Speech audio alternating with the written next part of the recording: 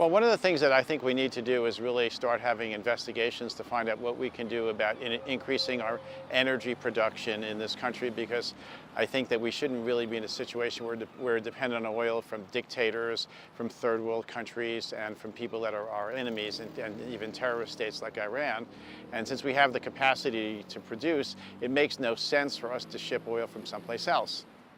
I think of it as, imagine if you had a gold mine. And you said, gee, I don't like gold, I'm just going to close the gold mine up. And then all of a sudden you didn't have any money anymore. Well, the smart thing would be is to open it up.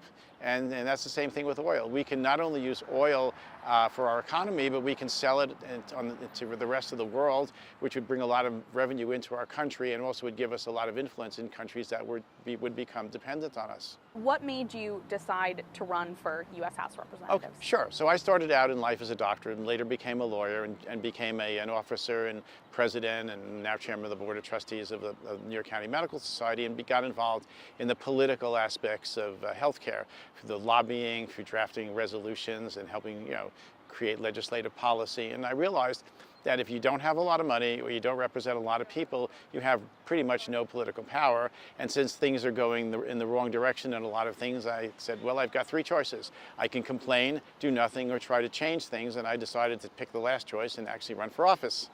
I became adventurous.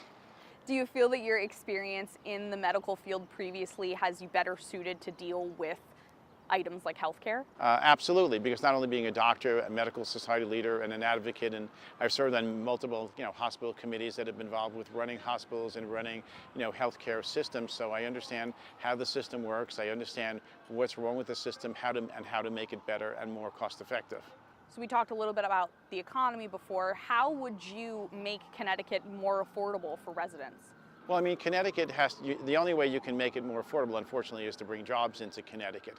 Connecticut is a state that should be attracting jobs based on its geography, its beauty, its access to major cities, including New York and Boston, major universities, including Yale, a mass transit system which is imperfect but exists, and coastline, water, all the essential ingredients that a place needs to attract business, except for bad policy. The government in this state needs to develop a pro-business attitude. At one time, the state was booming when it did have a pro-business attitude, and we need to return to that. Are there any ways to help with inflation and those rising costs people are facing right now? Well, sure. I mean, the first key, if you don't lower energy costs, it's really hard to basically make things more affordable, because number one, people need gasoline for their cars. If gasoline is over $5 a gallon when it used to be $2, that's a major impact. If heating oil is over $6 a gallon when it used to be $2, these are major budgetary factors. Well, everything that comes to us comes by truck, and the trucks have to burn diesel fuel, and diesel fuel is expensive, and diesel fuel is also more expensive. So transportation costs are much higher. Plus, we've printed so much money, and we've had a $3 trillion budget deficit, so we have huge inflation. So if we can't control energy costs, it's going to be really hard to control inflation. Let's talk a little bit about some social issues. I know those are at the forefront of people's minds right now, coming Sure. off of some mass shootings, the overturning of Roe versus Wade. What are your stance on gun control and reproductive rights? Okay, well, for the first one, we'll talk about gun control. I personally believe in the Second Amendment. I believe that Connecticut has some of the strictest gun control laws in the country. There's no semi-automatic or automatic weapons that are generally available. The background checks that Connecticut does before you can get a license is quite extensive. I've actually went through the process, and I can tell you firsthand, it's not so simple. You have to take a course. You have to prove that you can shoot a gun.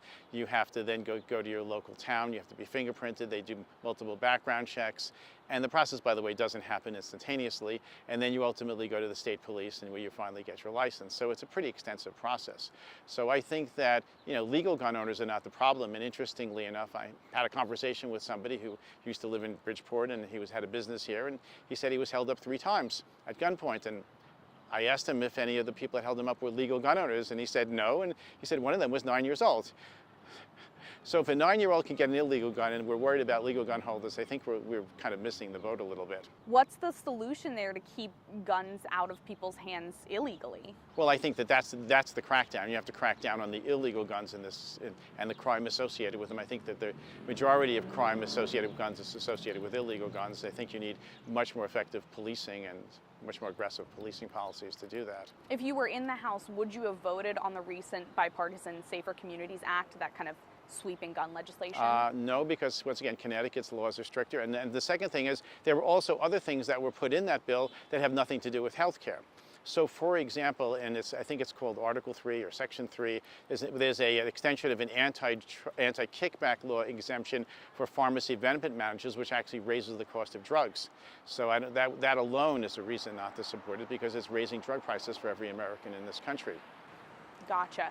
Now, when it comes to reproductive rights, would you vote on codifying Roe v. Wade into law federally? Well, first of all, I don't think, if looking at, as a lawyer and looking at the Supreme Court decision, I don't think that it's a federal issue. I believe it's a state issue, number one. So you think the Supreme Court was correct in voting to overturn Roe? Well, what they, if you see, everybody looks at it, from this irrational perspective, but if you look at what actually they did, Supreme Court says is we don't write the law, the legislatures write the law, and that the people write the law. And what they really did is they returned power to the people. They basically reduced their power, which they thought was too extensive.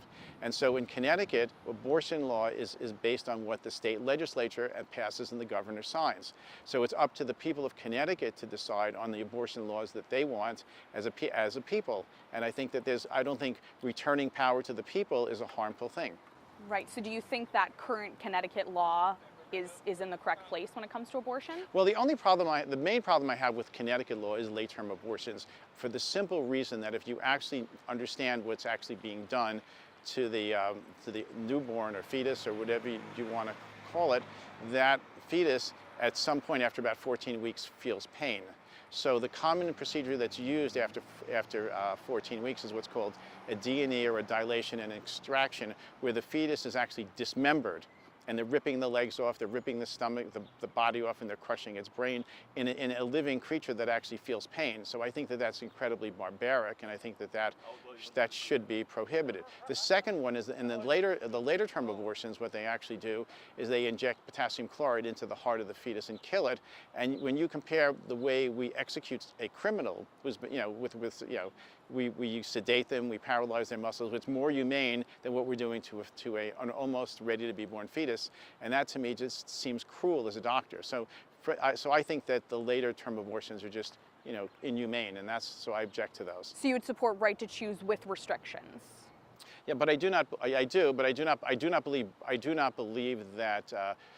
that abortions are birth control. I think that we should be using birth control for birth control purposes, and I think that we should be much more restrictive on what we use abortions for. And so I think that we need to rethink the whole process of how we deal with a lot of this stuff. And I think that we need to be more efficient in birth control.